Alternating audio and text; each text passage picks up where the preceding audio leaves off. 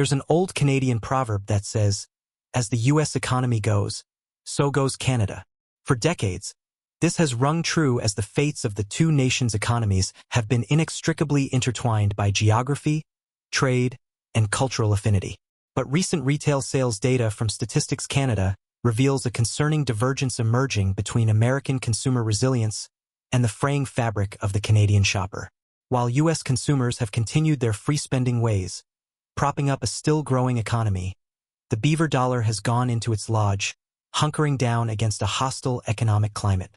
The numbers don't lie. In May, Canadian retail sales fell 0.8%, far worse than the 0.6% drop anticipated. Receipts declined in 8 of 9 subsectors, with hardware stores, clothing retailers, and food and beverage sellers all taking hits. For the second quarter as a whole, sales are projected to fall 0.2% after a 0.4% contraction in Q1. On the surface, these statistics are just cold, hard figures, but they represent the very human costs of the Bank of Canada's war on inflation through aggressive interest rate hikes. With rates now at a restrictive 4.75%, the rhythm of daily life for millions of Canadian families has been disrupted. The data lays bare the tough choices working-class households across the nation have been forced to make, forgoing that new tool set, putting off replacing the kids' outgrown clothes, skipping Friday night pizza. These may seem like small sacrifices, but they are the fabric that weaves together a secure, dignified middle-class life. It's not just the necessities like housing, gas, and groceries that have become brutally expensive thanks to soaring inflation and interest rates. It's the little extras, a night out, a weekend road trip, new electronics for the den, that spiraling costs have turned into unaffordable luxuries for too many. While elite economic commentators dismissively describe this pullback as consumers cutting back on discretionary purchases, they miss the human dimension. Those discretionary expenditures, the bicycle for an active retirement, the computer for the college-bound kid, the OLED TV to create a homey entertainment hub, represent long-saved dreams deferred indefinitely. Perhaps most disconcerting is that this retrenchment comes despite the Bank of Canada's recent 25 basis point rate cut in June, meaning the full effects of their hawkish policy haven't even been realized yet. No wonder oddsmakers see a greater than 95% chance of another cut at next week's meeting. Watching this unravel in Canadian households, I can't help but think of Joni Mitchell's lyrics about paving paradise to put up a parking lot. In pursuit of inflation control at all costs, have we sacrificed too much of the middle-class abundance that made this country a modern economic paradise?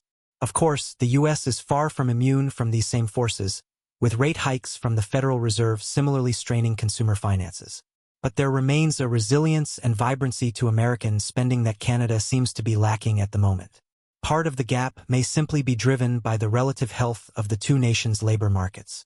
With unemployment at a still robust 5.2% up north compared to just 3.6% stateside, fewer Canadian workers are feeling sufficiently secure in their incomes to sustain free spending habits. But I would argue the difference also reflects a deeper national characteristic, a prudent, risk-averse ethos embedded in the Canadian cultural DNA. While Americans have historically been criticized for profligate spending and living well beyond our means, Canadians tend to cut their cloth to fit their situation. You see it in the eagerness of Canadian households to pay down debt, the mania for risk-free guaranteed investment accounts over stock market bets, and, yes, the rapidly tightening purse strings in the face of economic instability. This tendency toward precaution has its virtues but can become extreme, hardening into a poverty mentality that goes beyond rational budgeting.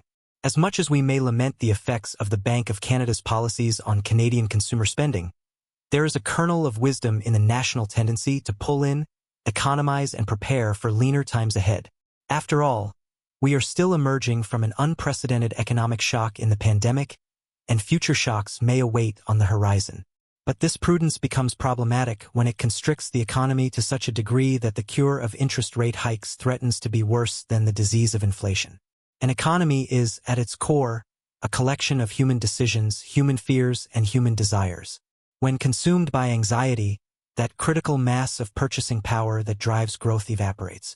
So as the data portrays a nation hitting the pause button on consumerism, it would be wise for Canadian policymakers to consider an approach that goes beyond aggressive monetary tightening. At a certain point, securing widespread public confidence in economic stability requires more nuanced medicine, targeted fiscal policies, energy incentives, worker retraining, and more. Because at the end of the day, an economy is not just the flow of capital, exchange of goods, and growth of GDP.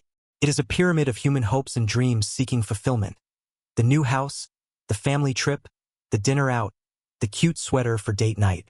When too many of those dreams get indefinitely deferred, the economic body goes into a permafrozen state that is devilishly hard to thaw.